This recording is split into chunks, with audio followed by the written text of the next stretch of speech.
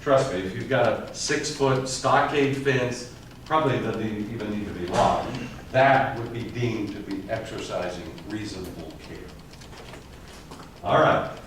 So, any question about these qualifications? Doesn't really apply to the Woodby case. So David, let's go ahead and go on to the final 2 categories of visitors. And what are they? The licensee and what we'll call the business invitee. Now David, for reasons that will become apparent in a moment, let's try to define what a business invitee is. Someone that has been expressly invited to come onto the property by the person who owns it or is there legally. All right, no, that's okay. Would it have to be a business? No. Given the way that we've titled it, does it suggest that the defendant is going to have to be some sort of an enterprise? Retail store, office building, could a homeowner who's not running a business out of his home, could his guest be business invited? No. No, it's a social guest in your home. So it's limited to some sort of commercial setting. And then you said number 2, where the visitor is there with express permission. And so if I were to have gone with my son last night to Tom Thumb to pick up, I don't know, a prescription, we would not be business invitees unless the manager had been standing there at the door welcoming me. Got me. Well, all right, let's assume that, or is the focus whether there's a commercial motivation? Is that really the essence of being a business invitee? Is it that you go there for a commercial purpose? Yes. Yes. All right, if that's true, then I would have been a business invitee. How about my 10-year-old? Was he there for a commercial reason? No. As a matter of fact, legally, can he enter into a contract that is binding? No, because he doesn't have legal capacity. So he would be trespassing or licensing? Actually, he's an invitee as well. So anybody got a guess? It's apparently not that you're there for a commercial reason. By the way, I'll prove it to you. Who's gone to Barnes & Noble for the avowed purpose of reading a magazine with no intention on purchasing it? What are you? You're an invitee. So commercial reason, that doesn't really supply the right definition. So why are you a business invitee when you go in Barnes & Noble just to read a magazine? And your goal is actually not to buy? Because you could. You could have, but yet you went in with the purpose specifically not to do that.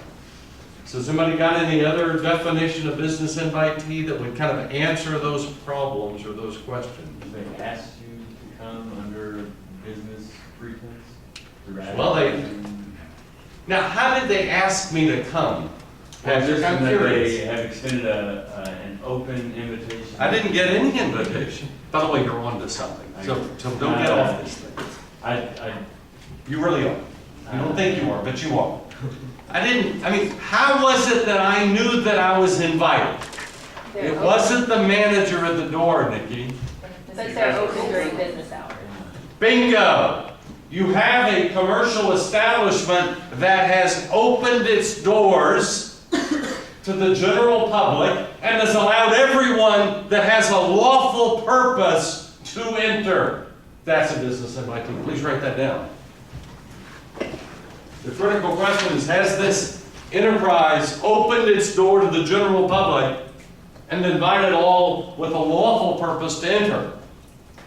Now, if I'm going in there to rip off Barnes & Noble, I'm not a business invitee. Open the doors to the general public, invited all with a lawful purpose to enter. That is what a business invitee is.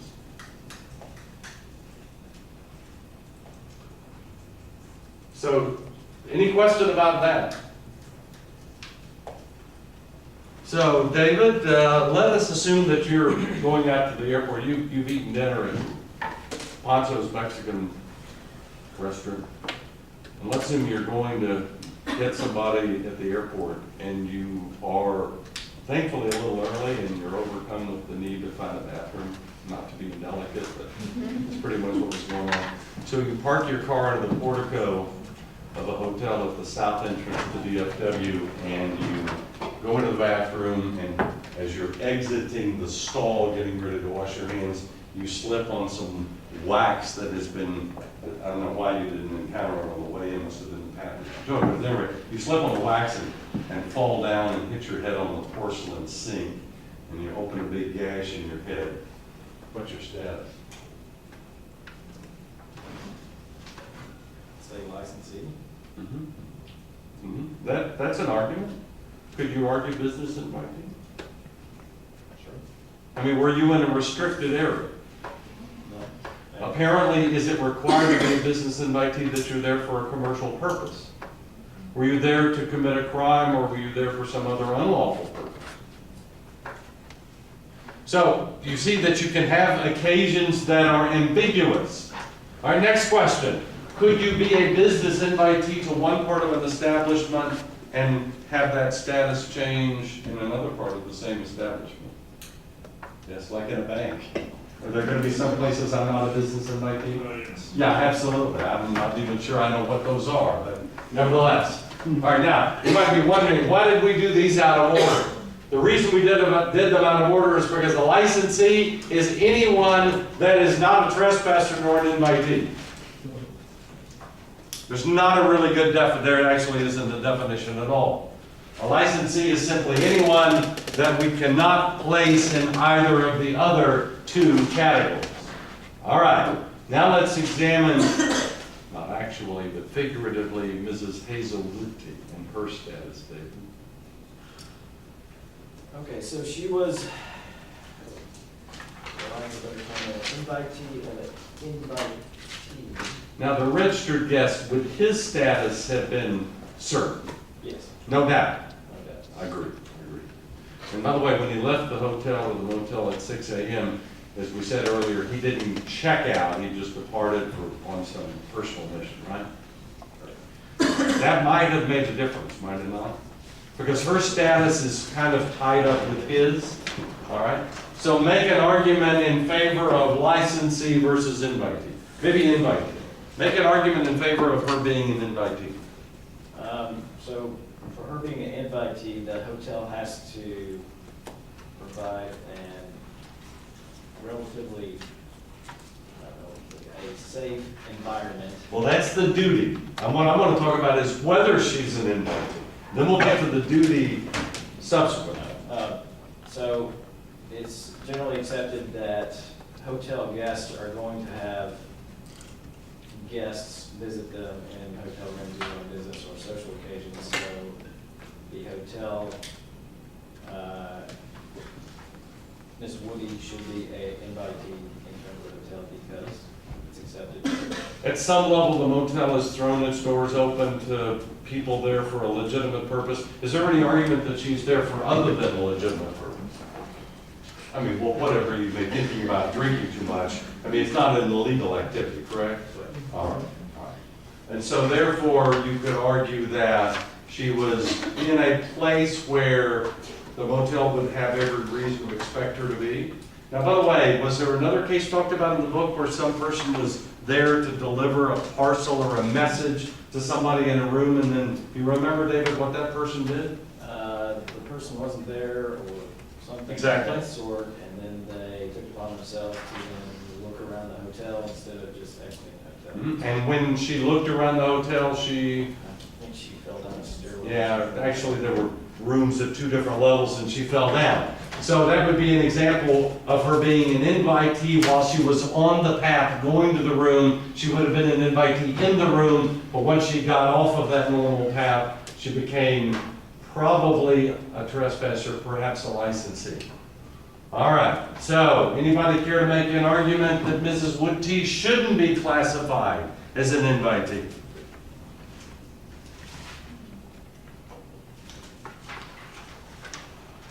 Well, I mean, though I know I negated this earlier, does it Does it result in any value at all for the motel, her presence in the room? No. Other than, I guess, well, okay. It offers nothing to the motel, they don't receive anything. She was clearly not registered as a guest, along with a registered guest. But ultimately, the court said, you know what the better argument is? She's a business invitee. Now what I want to talk about is, what difference, David, did that decision make? What's the duty that is owed to a licensee? And by the way, as you're thinking about that, David, somebody else, give me an example of a licensee. Someone who would clearly not be trespassing, but the person also would not be an invitee. Solicitor that comes to your house. Very good. Or even simpler than that, though you're absolutely correct, just a social guest at your house or your apartment would be a licensee. Could not be a trespasser because the person is there with your permission. Can't be an invitee because you're not running the business out of your house. All right, so David, what is the duty that is owed to a licensee? To provide a reasonably safe No, environment. no, Like, that's the invitee. And by the way, you'll notice the plus sign. What that is intended to convey is that these duties are cumulative. That to a licensee you owe what is about to be a new duty, plus whatever limited duty was owed to the trespasser. Let's see if I can help you find it. I'm not sure if I highlighted that particular part. There we go. It's on, exactly. Very good, Jackie. On page 34, under the little brackets with the ellipses, read it for us, Jackie.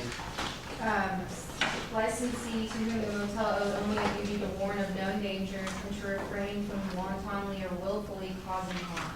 All right. By the way, which is an expression of the duty owed to a trespasser. So, the only additional duty owed to a licensee is to warn of known dangers. So, David, what would have been the outcome in the case if Mrs. Woodie had been, if the court had decided that she was a licensee? Would it be likely that her husband would have been successful in the lawsuit or not successful?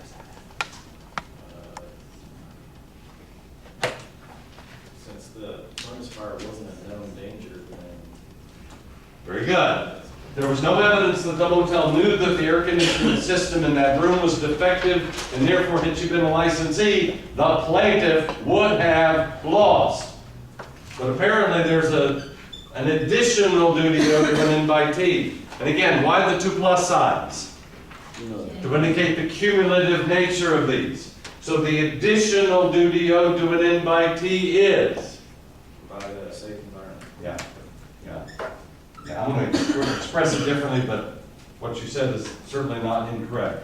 To exercise reasonable care to discover unknown dangers. To exercise reasonable care